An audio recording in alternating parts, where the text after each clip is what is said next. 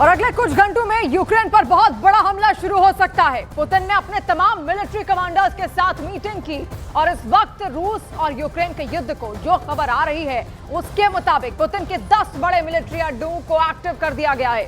Zelensky के drone operation का बदलाव लेने के लिए पुतिन के कई मिसाइल रेजिमेंट इस वक्त अटैक मोड में आ चुके हैं।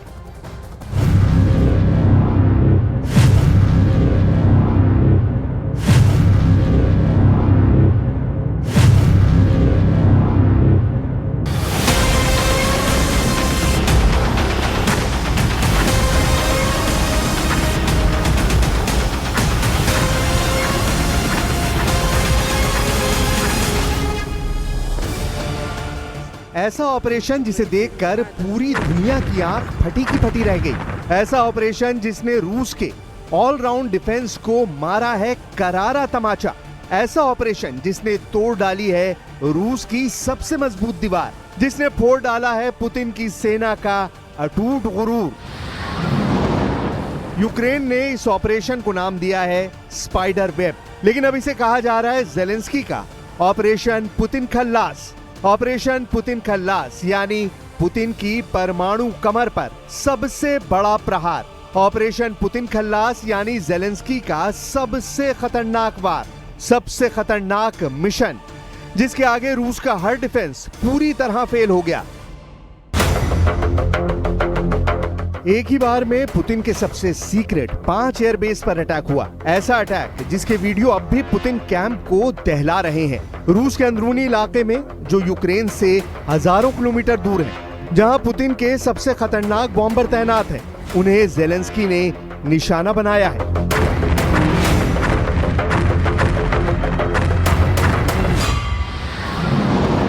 जेलेंस्की के स्पाइडर वेब ऑपरेशन को समझिए। आखिर 1 जून 2025 को रूस में हुआ क्या? यूक्रेन के 117 ड्रोन 5 एयरबेस की तरफ लॉन्च किए गए। ये ड्रोन रूस के अंदर स्मगलिंग के जरिए लाए गए थे। बाद में इन ड्रोन को रूस के अंदर लकड़ी से बने कंटेनर में रखा गया। इन्हें ट्रक के जरिए सभी रशियन एयरबेस के आसपास तैनात किया और वहीं से 1 जून 2025 को ये ड्रोन एयरबेस की तरफ लॉन्च कर दिए गए। कंटेनर की छत खुली और वहीं से ये ड्रोन लॉन्च हुए। ये क्वाडकॉप्टर ड्रोन थे जिन्होंने बारी बारी से रशियन एयरबेस पर जाकर कोहराम मचा दिया। ये पुतिन को बहुत बड़ा झटका है। बिना कोई फौज उतारे जेलेंस्की ने रूस में अंदर घुसकर मारा है। मरमंस्क और इर्कुत्स्क एयरबेस पर हमलों के वीडियो मिले हैं। धुआं देखा जा सकता है। साफ पता चल रहा है कि हमला बहुत बड़ा हुआ है। यहाँ आसपास रहने वाले लोग समझ ही नहीं पाए कि आखिर हुआ क्या, क्योंकि जिस यूक्रेन ने ये हमला किया वो वॉर जोन इर्कुत्स्क के करीब 4000 किलोमीटर दूर है। इस वीडियो में एक महिला ने बताया है कि उसने क्या देखा। Смотри, что творится, я не знаю даже, что это сейчас взорвалось. Это, наверное, диалект. Да, это вон этот. Это вот Еще больше. еще больше стало гореть раза в 4. А тут 8.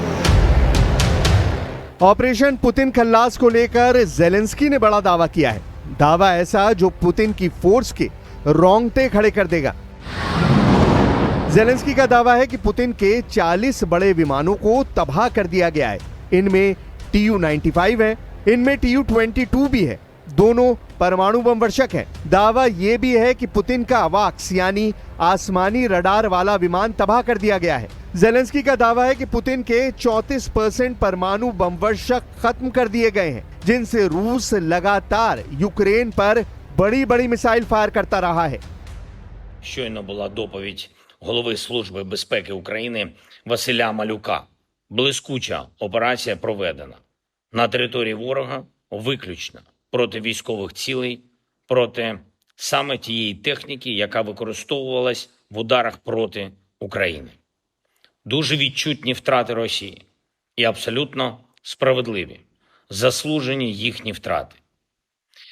Дякую Службі безпеки, особисто генералу Малюку, також всім, хто був задіяний в операції. Готували операцію більш ніж 1,5 роки. Планування, організація, всі деталі були ідеально підготовлені. जेलेंस्की के मुताबिक इस ऑपरेशन की तैयारी 1.5 साल पहले की गई थी, यानी जेलेंस्की का प्लान फूल प्रूफ था और इसे सही वक्त पर अंजाम दिया गया। ऐसा वक्त जब डोनाल्ड ट्रंप की तरफ से लगातार यूक्रेन पर सीज फायर का दबाव डाला जा रहा है। जेलेंस्की के इस हमले ने साबित कर दिया है कि वो रूस से बराबर की टक्कर ले रहा है। इस एक हमले ने जेलेंस्की की उस फौज को फिर से एक्टिव कर दिया है जिनके कंधे डॉनबास का युद्ध लड़ते लड़ते झुके हुए थे। रूस पर हुए इस बहुत ही खतरनाक हमले को अब पुतिन के खिलाफ पर्ल हार्बर वाला अटैक कहा जा रहा है। 7 दिसंबर 1941 को अमेरिका के हवाई मिलिट्री बेस पर जापान के विमानों ने हमला किया था। तब जापान ने 353 विमानों से अटैक किया। अमेरिका के 8 जंगी जहाज तबाह कर दिए गए। अमेरिका के 180 विमान भी जला दिए गए।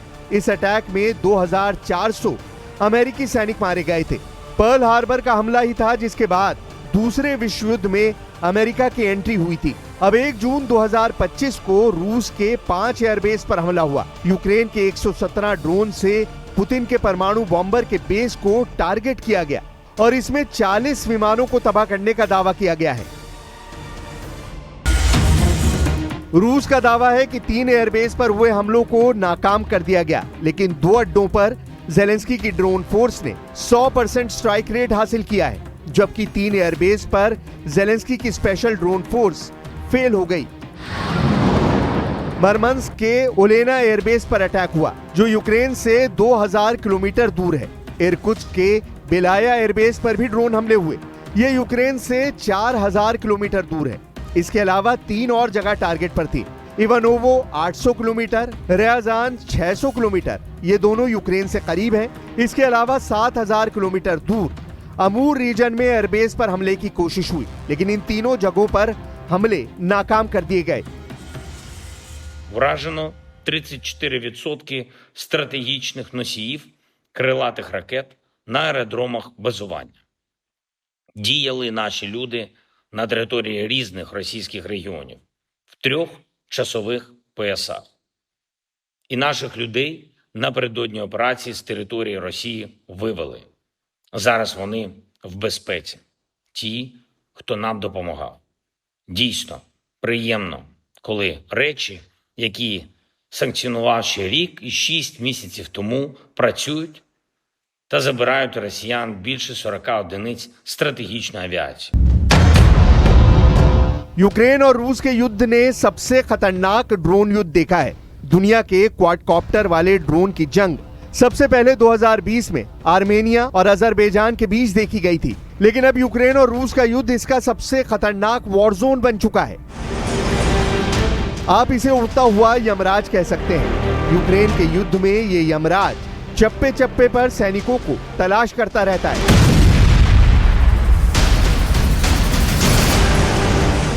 किस गोदाम में कौन छुपा है, ये हर जगह जाकर देखता है। ऐसा ही एक हमला देखिए। उड़ता हुआ यमराज इस गोदाम में दाखिल होता है और वहां उसे नजर आते हैं ये लोग, ये 3 सैनिक, 1, 2 और 3। उड़ते हुए यमराज को देखकर ये तीनों सिर झुकाकर मौत को अपना लेते हैं। ऐसे ही ड्रोन का इस्तेमाल रूस के एयरबेस के खिलाफ किया गया है। बस फर्क ये है कि उसकी रेंज ज्यादा थी और उनको ऑपरेट करने की तकनीक भी ज्यादा आधुनिक थी। इसी वजह से पुतिन की इंटेलिजेंस इन्हें ट्रैक करने में पूरी तरह फेल हो गई। जेलेंस्की के स्पाइडर वेब ऑपरेशन में 117 ड्रोन से 5 एयरबेस टारगेट किए गए। ये ड्रोन रूस के अंदर खुफिया तरीके से लाए गए और फिर इन्हें लकड़ी से बने कंटेनर में रखा गया। इन्हें एक ट्रक के जरिए सभी रशियन एयरबेस के आसपास तैनात किया गया और फिर वहीं से ये ड्रोन एयरबेस की तरफ लॉन्च कर दिए गए। कंटेनर की छत खुली और वहीं से ये ड्रोन लॉन्च हुए। ये क्वाडकॉप्टर ड्रोन थे जिन्होंने बारी बारी से रशियन एयरबेस पर जाकर कोहराम मचा दिया।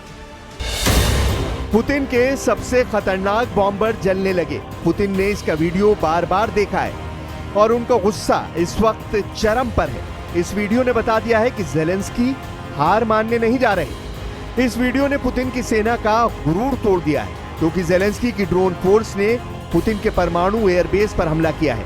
ऐसा बेस जो यूक्रेन से 4000 किलोमीटर दूर है। Можна сказати впевнено, що Це абсолютно унікальна операція. Найцікавіше, і вже зараз це можна говорити публічно, офіс нашої операції на території Росії знаходився безпосередньо поруч з управлінням ФСБ Росії в одній з їхніх областей. Загалом в операції було використано 117 дронів і відповідна кількість операторів дронів працювали. पुतिन तक भी ये वीडियो पहुंचा है। टारगेट बनाए गए इरकुत्स्क और मरमंस्क में रूस के एयरबेस पर तबाह हुए विमानों में टुपोलेव 95 और टुपोलेव 22 परमाणु बम वर्षक शामिल है। ये दोनों लॉन्ग रेंज तक परमाणु बम की बारिश कर सकते हैं और यूक्रेन पर इन विमानों से कई बार हमले किए गए हैं।